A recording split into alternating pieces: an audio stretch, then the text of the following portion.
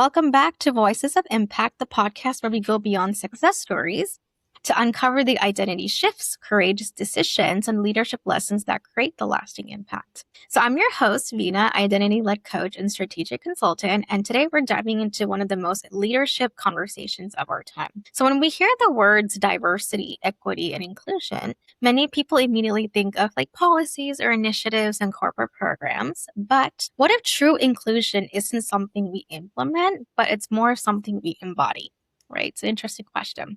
So what if the leaders who create the strongest cultures aren't simply just checking boxes, but intentionally building environments where people really feel safe to contribute, right? And respected for who they are and empowered to thrive. Today's guest has spent decades helping organizations answer exactly those questions. I'm honored to welcome Celeste Warren. She's a visionary executive, TEDx speaker, author, and former vice president and chief diversity inclusion officer for a global Fortune 100 organization, where she spent 28 years leading transformational change. During her decade leading the Global Diversity Inclusion Center of Excellence, she helped shape enterprise-wide strategies that embedded equity, belonging, inclusion into the fabric of business. Today, though, she's the founder of Celeste Warren Consulting, as she continues to partner with organizations and leaders to create those cultures rooted in trust, accountability, and psychological safety. So very important in this day and age. What I appreciate most about Celeste's work is that she reminds us that inclusion it's like not a department, but it's not like a checklist, as mentioned. It's really reflected in these everyday choices. It's found in how we listen, how we create opportunities, and how we navigate difficult decisions, and ultimately how we make people feel. And that's very important in the day age of AI and automations, right? So as workplaces continue to evolve, with rising burnout, rapid technological change, as I mentioned, multi-generational teams, and increasing complexity, leaders are being called to lead with greater EQ, empathy, and courage than ever before. So it's not just for HR leaders, it's for everyone. It's for founders, executives, entrepreneurs, managers, for startup founders like me. I'm also building a team that's rooted in culture, so it's for everyone. So anyone who wants to build organizations where people perform because they belong, not because they're afraid to speak up, right? So there's a difference. So excited to have you on the show, Celeste. Well, I'm so happy to be here, Vina. Thank you for the invitation. Yeah, of course. I'm so excited to get to learn more about you. So you've spent nearly 3 decades leading transformational change inside one of the largest organizations, right? So looking back, what experience has shaped your philosophy that inclusion isn't just simply an initiative, but a leadership responsibility? Yeah, if there's anything that is like fingers running on a chalkboard for me, it's people saying that inclusion is a program, an initiative, like if you have Legos where you can just break it off and throw it away.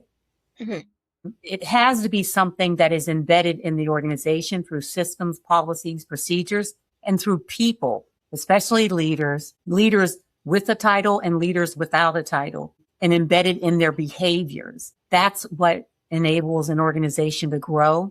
It enables it to thrive and be successful, because your employees see the leaders as people who care about them, who have their best interest in mind, and are making decisions thinking about what is the impact that this is going to have on our employees and what should we do about it. Yeah, absolutely. And it's making someone feel really seen and heard, right? Because, everywhere I go, especially in corporate, I was a career coach, right? And I still am an executive coach as well. And I worked with a lot of VPs and executives and the HR. I just did a webinar on this, on how to work with employees' well-being and strategies of helping them feel seen and heard. And we did a poll, right? And during the webinar, I created a poll, and a lot of them were saying there was just a lack of clarity, right? They didn't know how to lead people and lead teams, or there was just a lot of burnout, and burnout is the highest form. So, and I think you just mentioned that the reason why there's high burnout is because we're not focused on making an impact. We're just focused on, as mentioned, the checklist of let's fix this, let's fix that. We're not really caring. And I love what you talked about, like truly caring about your people, and from a very genuine place, right? So, and that's what really makes a culture thrive. And that's something that I really believe in. I was missing when I applied for jobs in corporate. And there are a lot of environments like that, but I think we just need to be intentional Mm-hmm. about what we want and our values. It starts with our identity and who we are and our values, right? So when organizations focus primarily on just metrics and or representation, what deeper human elements are often being overlooked? Well, I like to say that we need to stop just counting the people and make the people count.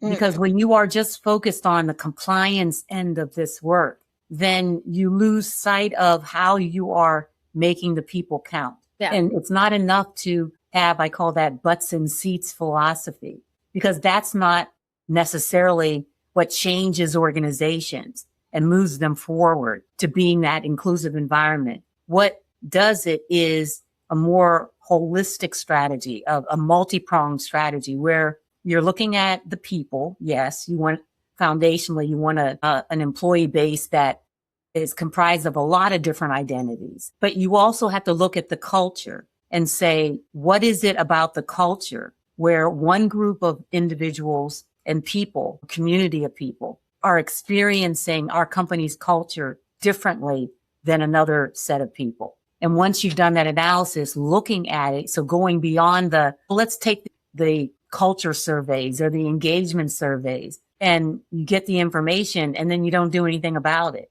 And you right. say, oh, well, we're lined up here compared to other companies, so we're good. We're good. Instead of looking into the organization and really cutting the data to look at what part of your organization is experiencing the culture differently and why, and getting underneath that. Yeah, You absolutely. also, that's really, really critical in doing that. And then also too, as a leader, you're running a business. And when you're running that business, you're trying to determine how am I going to meet the needs of my customers? And we all know that our customers are very, very diverse. They come from all different walks of life. If you're blessed and you have a successful, thriving organization, but part of any business strategy is to look at the customer, segment the customer, and understand what parts of the customer base or the market share are we not reaching. Because if you aren't doing that as a business leader, you can best believe your competitors are doing it and they're going to take that revenue from you. So making sure that you're a leader who understands that and is operating from a mindset of, I need to make sure that I am embodying inclusive leadership, where I'm demonstrating that in my organization, there are fair and equitable practices where everyone can succeed. Everyone is heard. Everyone is empowered to be able to do what they need to do to help us all succeed. Yeah, absolutely. And I love what you said. It's really the embodiment. And that's actually my last question that you answered really nicely is, it's one thing to say like, hey, like, let's build a thriving team, but embodying that. And I loved how you talked about the customers. Yeah, everyone comes from a very different walks of life, Mm-hmm. and paths and cultures and really, being empathetic to where they're coming from. So I've had people come to me who are mothers, and I don't want to say this out loud, motherhood. People have come to me saying like, Vina, it's hard when I'm going through menopause and I have to be a leader and I have to be, a VP, and I don't know how to set this on for my team and lead by example. So these are kind of things that come up to me as a coach a lot of times, and really understanding different perspectives is truly important. So I absolutely agree. Right. And that's what creates belonging is when you talked about the root cause is it's not the surface level, like really go deeper. Like what do they want in an environment? What is Mm-hmm. aligned with them? And that's what I just asked when I just onboarded some team members. I said, what's really aligned to you? What do you want in a company? What are you looking for in a CEO and a leader? Right. And then learning how we can collaborate. It's a collaborative, co-creative environment. And it's not the whole hierarchical, right? So it's kind of these elements that I would also say that really matters. And that was going into my next question. So during times of AI and disruption and, like say there is burnout going on and Mm-hmm. increasing uncertainty. So why do empathy, EQ, and psychological safety become even more important during these seasons of change? How Oh, would you navigate that? yeah, it's so critically important. We're at an age where there's so much uncertainty. There's uncertainty around the impact that AI is going to have on jobs. There's the impact that it has on the standpoint of, if I don't fully understand it, what's going to happen to me? And what does that mean for my livelihood? There is the impact of the changing environment from an economic standpoint. Different industries are impacted by what's happening economically and socially as well, and politically. And so there's a lot of just stress. And then when you add on it, the everyday, you need to get this done, you need to get that done. Why isn't this done? Why isn't that done? You're falling behind. And you're like this hamster on this wheel. And then to add insult to injury, with everything that's happening in various different communities externally, whether that be different issues that are happening in different neighborhoods and communities. Sometimes organizations, they feel like people are, when they come to their doors, it's like a car wash, like they're walking through the car wash, which are the doors to the organization, and everything that is happening to them outside of the job impacted their community, stress from different things that may be happening from a social, political, economic standpoint. They're expected to walk in through the doors and, like a car wash, shrug, everything is washed off, their identities, who they are, what that stress is, whatever it may be, and walk in through the doors and become this robot. And that's not life. That's Right. not reality. And so real leaders, great leaders, understand this. They understand the totality of the individual employee. They understand that they're not just someone who is sitting there and only there to be productive, and that's it. Because you want them to be productive, but they're human. And when you take a human-centered approach to how you're leading, you try to understand that individual for who they are, for not just their skills, their capabilities, their strengths, their areas for development, but also what makes them tick. Right. What do they like to do?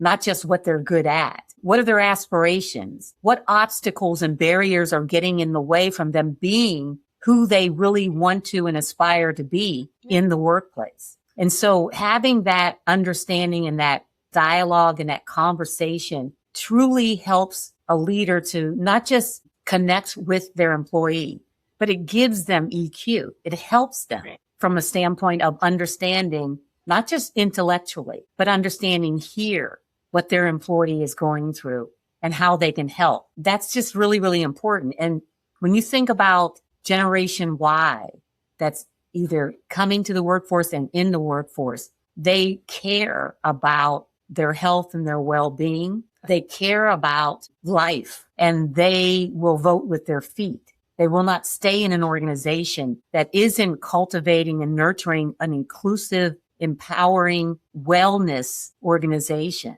where they can thrive and be successful, where they can feel as though their manager cares about them, not just as an employee, but as a person. That is really, really critical, because we think about, we have a war on talent now, Right. or we had one in the past. We will absolutely have one if we don't study this generation, understand it, and then say, how do we create talent processes and systems and policies and procedures that involve the employee from a people standpoint that are going to entice this generation to come and work with us. Yeah. And want to stay with us and build their careers here. Yeah, exactly. And the retention is the most important. And to your point, there's just so many talented women and men out there, right? And like, to your point, it's just like everyone who comes is saying, like, I can't find the culture where I truly belong.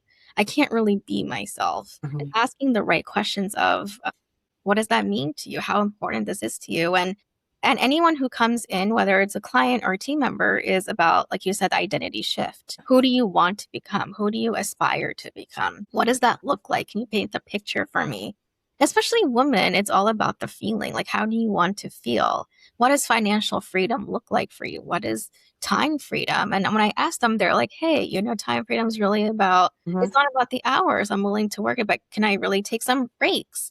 And I tell my client, like my team members, I just told them, I was like, I don't want you to work Saturdays, Sundays. I'm not here to burn out, and I'm very anti-hustle. And they loved that. Immediately when I said that, they were like so excited. They were like, oh my God, this really Like I've never had any culture say that, because everywhere I go, they expect me to like respond to emails as an employee, like on a Saturday, Sunday. And thank you, Gina. And also, I also just had like on a Slack channel birthdays. So I asked them their birthdays, like, and celebrated. And they're like, yeah, like my birthday's this. And we're all excited. And hey, more about you on a personal level. So I love how she was talked about on as a person, who they are. And not just an employee, as a mother, right? I just mentioned some of them are, one person came to me, she's like, I have a baby in front of me, Vina, like, I'm so sorry for the noise. And I was like, no worries, right? It's totally, I get it, like, it's okay. And I said hi to the baby and she was very happy, and just making them feel seen, like, you know what, there's that personal side to me and I want to have that connection and build that trust. And it's really a relationship first driven culture. And of course, balancing that out with hitting your KPIs and hitting that, being productive. And that balance is a struggle these days. And especially in times of burnout, you have to ask, why is that burnout happening? What's the root cause? Are they able to speak up? It could be as simple as speak up. So every week we have team meetings. I have a team meeting and I asked them, I went around the room and I was like, how's everything going? Like, do you need support in your energy management, your time management? How's your energy? Do you feel excited? Do you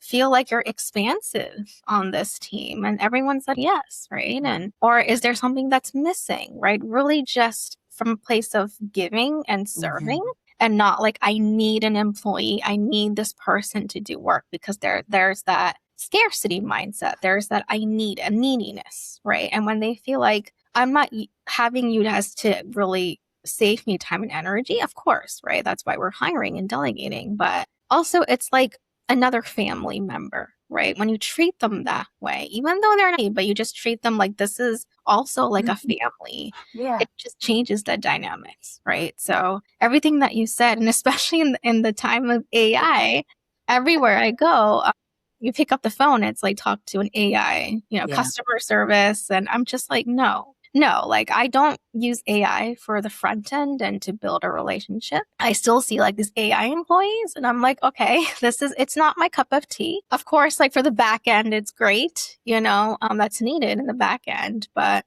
I'm just a very huge advocate for relationship building. And that's what really helps people stay.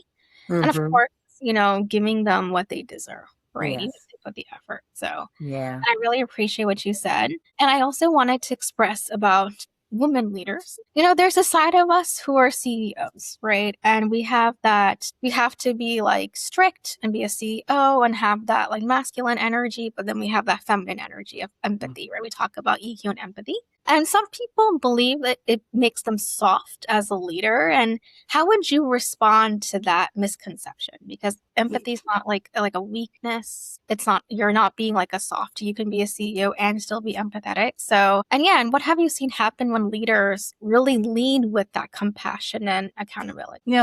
Years ago, it used to be that leaders had, the business skills and then they had soft skills. And it was more important that you had the business skills, and it was a nice to have if you had the soft skills. In today's world, because of all of the things that we talked about, it's so important that you have soft skills. Those aren't nice to have. They're mandatory. They're critical components of leadership. When you have organizations that have practices that aren't transparent, that are, you have your go-to and go-to gals and go-to guys, where the relationships from the standpoint, not like what you talked about, but more cliquish, the in group versus the out group on a team. When those things exist, leadership, it falls by the wayside because your employees see that you're not intentional, you're not authentic. You only care about certain people and you don't care about others. You don't care about the team in total. And so it just becomes critically important. These skill sets that they called soft skills, leading from a human-centered standpoint, empathy, listening, empathetic listening especially, having the EQ, the emotional intelligence, being able to read social cues, being able to hear what's not being said, understanding that silence does not necessarily mean agreement. Getting people in a meeting context, for example, to be able to open up and share what's on their minds. Because you lose innovation, you lose good ideas when you don't promote that. And, psychological safety, critical. And I know it's almost become almost a cliche, but it's so important that you as a leader are creating these environments, because that's where the bold, great, innovative idea that is going to be a blockbuster for you and your business, that's where they come from. They don't generate from a piece of paper or a pen or a laptop. They come from people utilizing AI to enhance their critical thinking, to enhance their ideas, to enhance their innovation.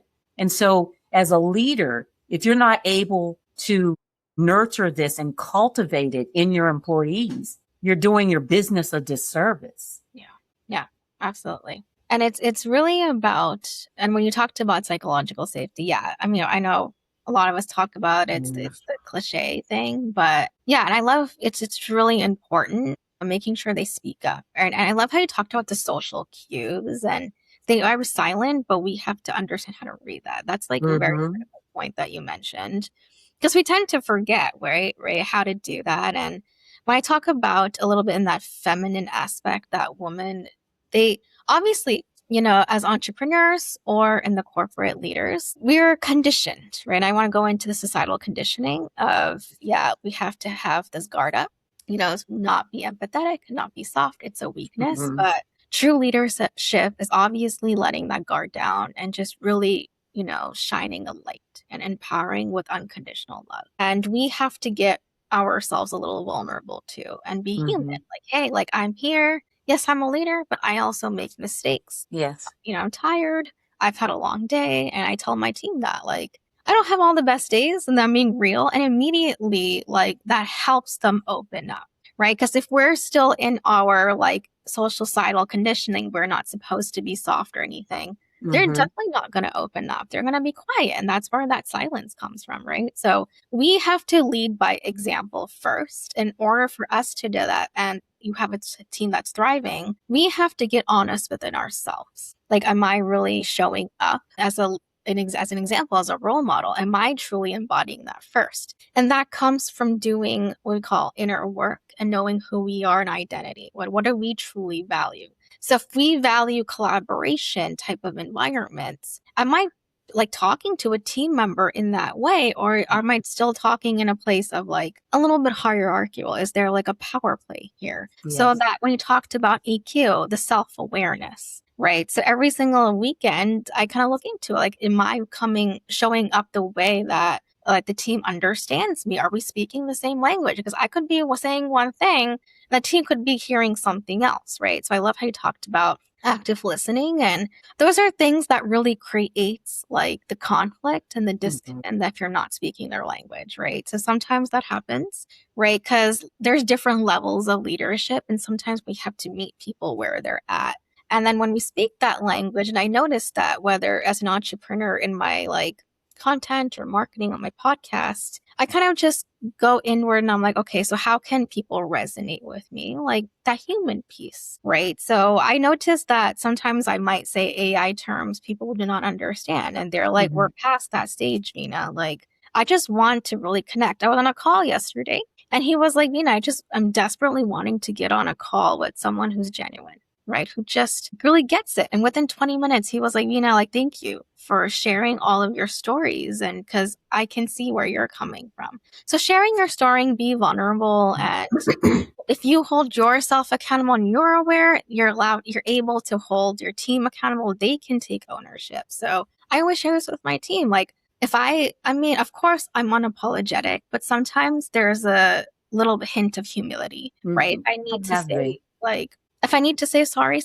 I've not been my perfect self. I don't think anyone is. I'm holding myself accountable. And then they're like, oh, right, Vina did it, so I should be doing this. Vina takes ownership. I should be doing this, right? It's kind of like we copy other people's body language, like unconsciously. So that's also when you talked about social cues, is if you're able to speak up and you set boundaries, they can speak up. right? So it's really starting with you and building the foundation within yourself before you impact your team so that you're thriving and then your team is thriving, right? So, and that was my next question about, in your perspective, right? How would you navigate the difficult conversation if it's more like if they're feeling a little bit of fear and say they've come from places which are a little like unhealthy or toxic and it's you're here trying to build a healthy environment. How would you navigate it when they're still like, I'm still coming from a survival mode, I'm still scared, or there's a fear?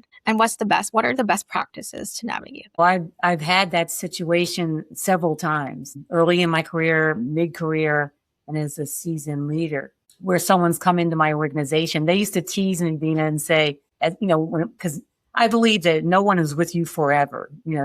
You bring them in, you cultivate them, you build them, you learn from them, they learn from you, and then they need to continue their career and to the next position. And I remember a few of them said to me, Celeste, you spoiled me because you were the type of leader that allowed me to be creative. You listened to me. Projects and things were started based on a comment that I made, an idea that I had, and you took water on it and you like a seed and you watched it to grow and help me to make it grow. And I don't think I'm going to get that from another leader. Yeah. And that to me is such a wonderful compliment that someone can provide for you. But I remember, these same individuals coming into my organization. It was just like that. They didn't speak up a lot. They were shy. They didn't think that their ideas mattered. And I'd be in my staff meetings and they wouldn't contribute or anything. And so what I would do in those cases, because you can speak, you can talk and talk, but they're watching you. They're watching what you do, how you act, how you treat people, how you treat not just them, but their colleagues on the team as well and others. And so one of the first things that I would do is I would meet with them. I meet with them when they're new to my team more frequently than just once a month or once every, 3, 4, 5 weeks. I would meet with them starting out pretty frequently, listening to their ideas, trying to find out what they need, who they've talked to, who's helped them, what questions do they have, how can I help them, what barriers have they been encountering, and really having that conversation with them. And continuing it and not just having the conversation, but then when they tell me, well, I'm having this trouble because I've been trying to reach out and meet with the head of XYZ and they haven't been getting back with me and I haven't been able to schedule that meeting. Well, I reach out to X, Y, and Z and say, hey, one of my teammates has been trying to reach out to you. I'm trying to orient them into the organization. Can you please get them on your calendar, even if it's just for 30 minutes so they can meet with you? So And when that meeting shows up on their calendar, they see that I wasn't just talking, that I was helping them from the standpoint of removing barriers and so they can succeed. So that's one thing that I do when they're coming on the team. I meet with them more frequently and demonstrate that I care about their success. That's one thing. When we're in meetings, team meetings, and I see that they're kind of quiet, especially the new individuals, I'll stop the conversation or I'll be listening to the conversation in the back and forth. And I'll stop and say, Vina, what do you think about this? And really just sort of make sure that they understand that I care about what they think. I want them to share their ideas. I want their input into the discussion. And you know how when people are new to the organization, to a team that's already been formed, they're quiet and they want to listen more. And that's okay. But we also brought you on the team so you could contribute. Right. And so my expectation is you start contributing right away and while you're listening and learning and all of that. And so there's nothing wrong with speaking up and talking and sharing your ideas when you're new to a team. So I think that's really important. Great leadership is demonstrated not in the big grandiose things, but in your everyday behaviors that you demonstrate to your team members. Yeah. Absolutely. It's really the presence and the energy. Yeah. And asking them, and I did this, I just went around the room. I was like, what do you think about this? you have any ideas how to make the process better? And I had one team member, she was like, yeah, I want to add value. I was thinking XYZ, and is it okay if I share? And I was like, sure. And she contributed. Like, yeah, like here, yeah. And we're kind of going in that direction. And I think just asking the right questions and meeting them. And also, one thing is have all the team members connect with each other. That is something that they really liked, right? It was usually, I think I've heard people do one-on-ones. I'm more of like, yes, let's do a one-on-one, but let's meet other people on the team, get to know them. And when we did that, they were just like, oh my God, it was like, and I was like, hey, like so far, how do you feel? Right. And I always ask women this because women, they're more in their head all the time and that struggle to speak up. But when they're in their heart and they're feeling something and we just kind of connect with them on an emotional level, that's when the real solution or the real problem comes up. So I'm like, how do you feel? Like, yeah. And I asked them, like I said, I'm anti-hustle, no burnout. Are you feeling a little burnt out today?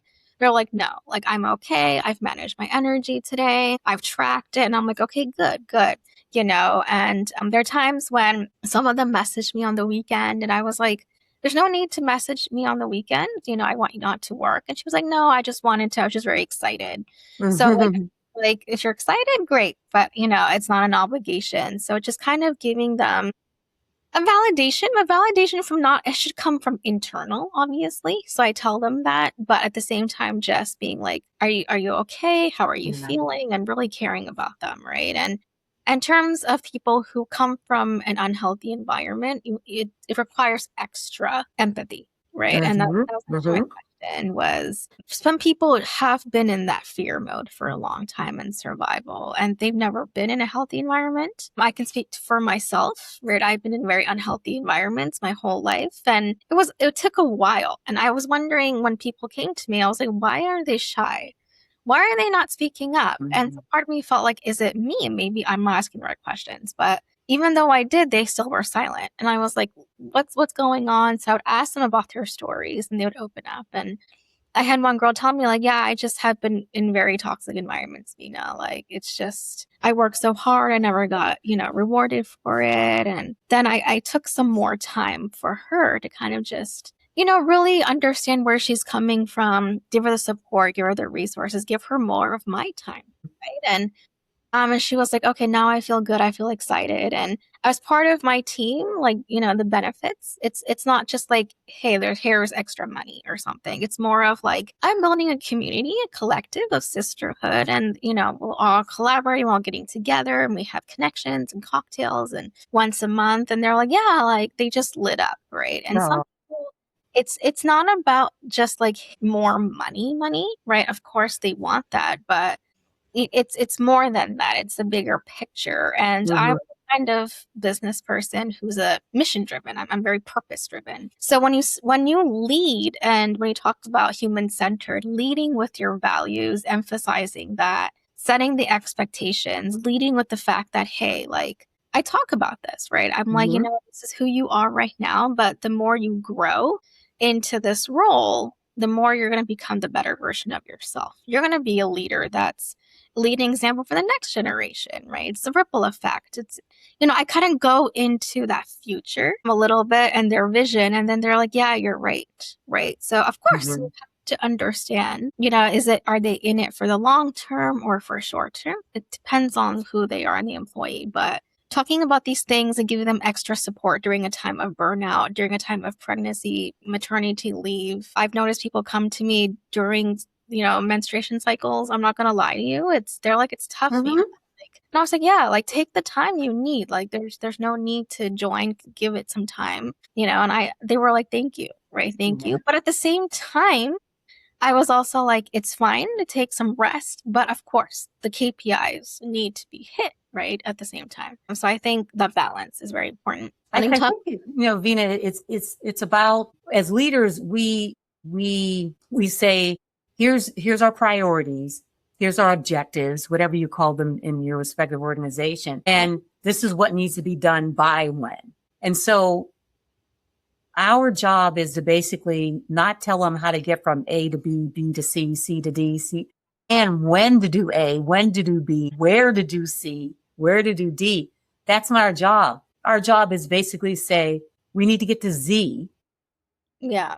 And I'll check in on you when you get to L. I'll check in again when you get to maybe S. And you can come to me anytime and let me know if you need some additional help. And I think that's where we get caught in it's worse than micromanaging. It demonstrates you don't have trust for the individual, and you don't trust them to do what it is that you all agreed that you were going to get done. And so being able to say, here's a goal, here's the objective, here's what we need done.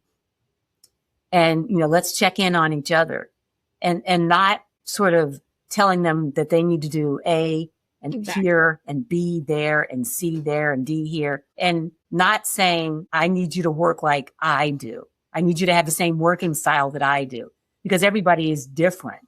But you're absolutely right. People go through life, and you have to understand that. Right. And if they need to come back to you and say, I know that project A was supposed to be done by October. This is what's happened, whether that be on the personal side or there was an issue with a teammate. But you're allowing the conversation, right? If they don't trust you, they're going to be afraid to come to you, even when something is sort of going off course or going off track. You want them. That's when you really want them to come to you. Right. And if you haven't built up that relationship, they're not going to come to you.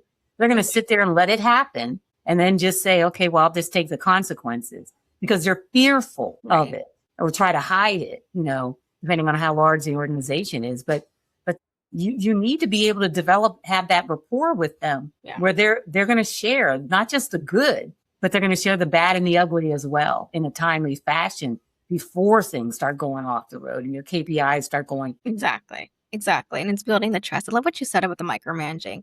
Absolutely. Right. And trusting that they can do the work, because that's why they're here. And they're like, building that trust, and what you said with A to B, B to C, because that goes into control micromanaging. So I totally agree. Yeah. Just have them do their thing at their, time, and despite this deadline, and being like, but checking in. And I love what you talked about that. And absolutely. And and I like those leadership skills are very important, because we lose track of that. And as leaders, it's very normal, right? Like, we have to hit our numbers and KPIs, and then we're just so focused on that. And then we put all of that onto our employees, and they're just like, okay, well, I'm pressured now. There's a sense of pressure that I'm feeling, and I can't do this. It's very difficult. So kind of just stepping back at the same time. So yeah, and I think that goes into my next question of, I know you are launching your own consulting practice. We'll love to hear more. And how's your definition of impact evolved in this new chapter in your coaching practice? Yeah, it's definitely been a wonderful experience, because I feel that I'm walking in my purpose. When I was in the Chief Diversity and Inclusion Officer role, I definitely felt I was in my purpose as well. But at some point you grow and you continue to grow and learn. And you want to take that next leg. You want to fly out of the nest, if you will, and take that next leg of your life's journey. And that's what I did last year, and started the consulting firm, and launched my second book as well, The Truth About Equity. And then also, started speaking, and not started, but continued speaking my truth and on subjects such as this, as what we're doing. And it's been a wonderful, wonderful learning journey. It's been, I love the autonomy. I love the liberation. I love being my own boss. Right. And making decisions based on kind of what I feel is right for me, for my values and my standards, for myself and for the organization. So I just love it. I absolutely love it. And I like being able to say, yes, I'd love to be involved in that. No, that isn't something that I want to be involved in, and having my own reasons why, and being able to manage that and really just, as I said, live and walk in my purpose. And that's kind of what fulfills me right now. Yeah, amazing. And I love that transition to corporate, what you all learned. And then it's like a learning curve, but you kind of now are like taking it for your own business and your own purpose, right? And similar to me, I've learned so much from that. And I realized, like, I just, it's not my cup of tea. And, we have a talent and we have a purpose. There's a reason for it. And then using that and turning into a coaching consulting. And I love what you're doing, and the speaking, right? And it's really about sharing that message and scaling that impact, which is why we're having conversational voices of impact, right? Is even if it's like one or two people listening right now, I mean, it's going to make a huge difference. I know there's so many leaders similar to me and everyone who's like, hey, you know what? I probably will be building a team in like 2 years, right? And I'm new to this, and I am wanting to really build a team that's thriving and team of 10. And how do I navigate this as a leader? And there are times when they're going to have employees who are not going to be happy, or, you know, how do I ask the right questions? How do I read social cues? So this is very important. And if a coach or CEO, especially a CEO who's also a coach, and you're going from a founder to that CEO, like say they're scaling right now and they're building a team, we're talking about inclusion and everything. What would you encourage? Where would you encourage them to begin? Like what advice would you give? Well, I would encourage them to begin when they're building, they're not just building the team, they're building their organization as well. And I would start with first sitting down and really coming to terms and building what are your foundational values that you want in your organization? What is the culture that you want in your organization, along with your business strategy? Everyone always says, you know, have your business plan, have your business plan. But you also, when you're talking about scaling, what type of culture do you want to have in your organization? What are your values and standards fundamentally going to be? Build all of that first. That's the foundation of your company. And then once you have that, then say, okay, how do we embody that through policies, practices, systems, et cetera? How are you going to embody that? What is your talent acquisition process going to look like? If these are the values and standards of your company, how does that show up in the type of employees that you want? What are the employee skills and capabilities from a leadership standpoint? What types of leadership skills do you want them to have that are going to further nurture and cultivate the culture that you said you want? So you have to have all of those things built too, along with your business plan. Right. So when you're hiring people, you are hiring them based on what your values are of an organization, what the culture you're trying to build as an organization. So that will help you as you choose people, because then you'll have the characteristics, the leadership skills and capabilities that you want them to have. And your values and your culture of an organization can continue to live and be embodied, because it has to be embodied in the people that you hire. Yeah. Yeah. Everything what you said was just right on point. And so thank you so much for sharing. That's very important, because when you're hiring a team, sometimes we get excited and we're just kind of going like, hey, we have a team now and it's exciting, right? Of course, we're expanding and we're looking at, okay, so how do we save time and energy? And we sometimes just go ahead and not think it through. And we bring on people who are not aligned with their values. And it starts great and then it just like falls apart. Right. And this is a learning curve for every one of us. So I love how you said the foundation, right? True success, anything that's true, a true sustainable business, it all starts with the foundational pieces, right? Sustainable team, business, a relationship, friendship, partnership, anything, right? It starts with building that trust within yourself. We have to make sure we are clear on what we want and then what kind of people we want on our team. So if we value financial freedom, if the employee that we're hiring, what is their definition of financial freedom? What is their definition of time freedom, right? And does that match? Does it align? Because we might not be speaking the same language, right? They're thinking something else and it doesn't match values wise. And I've seen this, right? In front of me. Like if there is a mismatch in values, it's just not going to, you're not even if your team or your culture is thriving, like even if you have a thriving culture and the values are misaligned, it's going to fall apart. Even if you're like super genuine and you're supportive. So those are the main things. The setting foundation, it's going to take time. As usual, everything takes time. And I love how you said after that, knowing really, I would vet. Right. And when I talk about vet, is asking the right questions. Get on those calls, right? Get on those one-on-one calls, really connect. Like you're going to talk to a person, right? And it doesn't have to be like a corporate interview, right? But really just like we talked about, the human part, right? The culture alignment. This is my value. This is the culture we're building. It's long-term. We really value growth. What are some growth experiences you had in your career, right? And really connect on that. And then, okay, so then we talk about the business strategy, how this works, and then painting the reality of what it looks like and really seeing if there is an alignment. If it's not aligned, it's okay. I also want to say that sometimes if it's not aligned, we're kind of like, it's okay to let them go. And there is an aligned team member that's going to come in. So yeah, absolutely. And thank you so much for sharing that. It's very, very important, especially when scaling, because we lose track of those things. We are just focused on this is the next step, but we're not looking at zooming out on the bigger picture again. It's that balance that's a struggle, right? And I would love to just touch on both. Right. So amazing. And yeah, thank you so much for this great conversation. I know we can go into a quick fun rapid fire round if that's okay. Yeah. Okay. So a leadership book everyone should read. Mine, The Truth About Equity. Yes. I would love for everyone to read it. I want Leg to read it as well. So if you can send me a copy, I would love to read. I think it's very important in what you're doing and what you're writing. So kudos to you. And one city you could visit over and over again. I've never been Ghana, and I've heard a lot of wonderful things about the area. Yeah. And so that's one place I would want to go. Amazing. I've never been there either. And that's awesome. I've heard a lot about it though. Yeah. And one person, living or historical, you would love to have dinner with.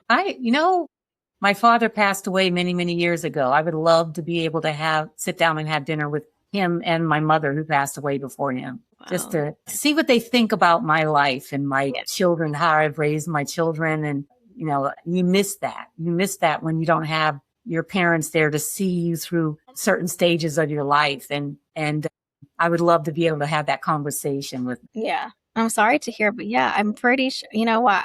I'm pretty sure they're looking down on you and they're just so happy and so proud on what you're doing right now, the impact you're making. Like I'm already impacted, you're impacting. There's a lot more people you're impacting in the message that you're sharing and that you're passing this to your generation. Right? That's what it's all about. So yeah. And that inspires me, right, when I become a mother as well. And yeah, so Celeste, thank you so much for a thoughtful and timely conversation. I think it's very timely. So one of my biggest takeaways is that inclusion isn't built through policies alone. It's built through presence, right, and your energy and who you are. It's reflected in how leaders really listen, create the trust, navigate the differences with respect, and cultivate environments where people feel safe enough to contribute their best ideas and bring their full selves to work, right? The strengths and the shortcomings, everything. We embrace everything. So ultimately, leadership isn't measured only by results, right? It's measured by the cultures we create, the people we elevate. We're elevating ourselves, but we're also elevating the people. So we're rising together. So if today's conversation resonated with you, I encourage you to connect with Celeste, read her book, and explore her work, right? So whether you're leading a global organization, growing or scaling a business or a small team, her insights offer practical wisdom for creating workplaces where both people and performance flourish, right? And if you're passionate about these kind of conversations, talking about belonging and community, well, I'm building Sovereign Rise Global Collective. It's really a global leadership ecosystems for all types, right? Purpose-driven people, purpose-driven entrepreneurs, where you're navigating seasons of reinvention, expansion, identity shifts, you're a speaker, and you want to really share your message and scale the impact. So yeah, we're already attracting so many people. So we have a huge sisterhood, founding sisters of 5. And way more, we have, monthly workshops and master classes on these very topics, right? So if you're interested in becoming a founding member or a speaker or a strategic partner, reach out to me on LinkedIn and let's explore what's possible together. So thank you so much, Celeste. And until next time, everyone, remember that the greatest leaders don't simply build successful organizations. They build environments where people discover that they can become the fullest version of themselves. So thank you again for joining us on Voice of Impact, and I'll see you in the next episode.